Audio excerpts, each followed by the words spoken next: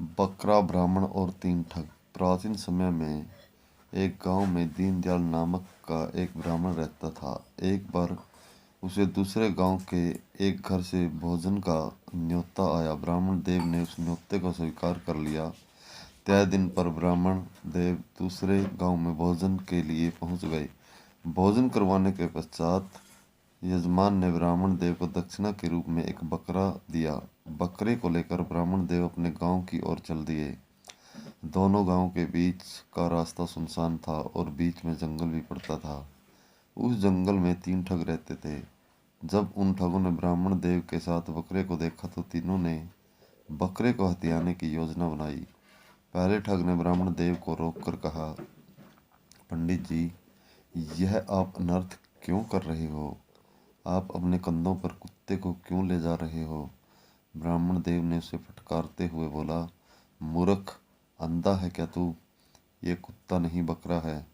पहला ठग उन्हें बोला, वैसे मेरा काम तो आपको बताना है। यदि आपको कुत्ते को ही कंधों पर ले जाना है तो मुझे क्या करना? आप जानो, आपका काम जाने।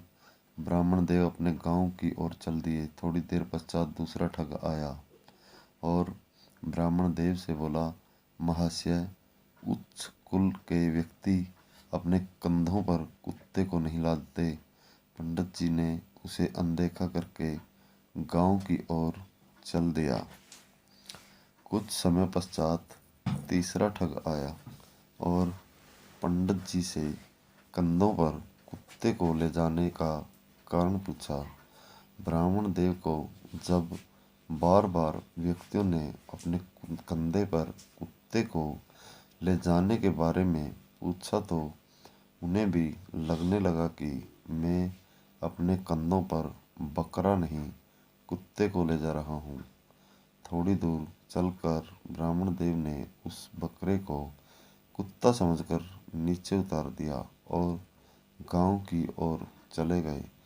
तीनों ठगों ने उस बकरे को मारकर खूब दावत उड़ाई। शिक्षा यह है दोस्तों, हमें खुद पर विश्वास रखना चाहिए।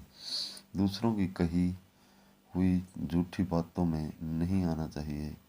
दोस्तों, ऐसी ही मनोरंजक कहानियाँ देखने के लिए हमारे चैनल को सब्सक्राइब करें और बेल आइकन को प्रेस कर लें ताकि आगे आने वाली वीडियो का नोटिफिकेशन आपको मिलता रहे।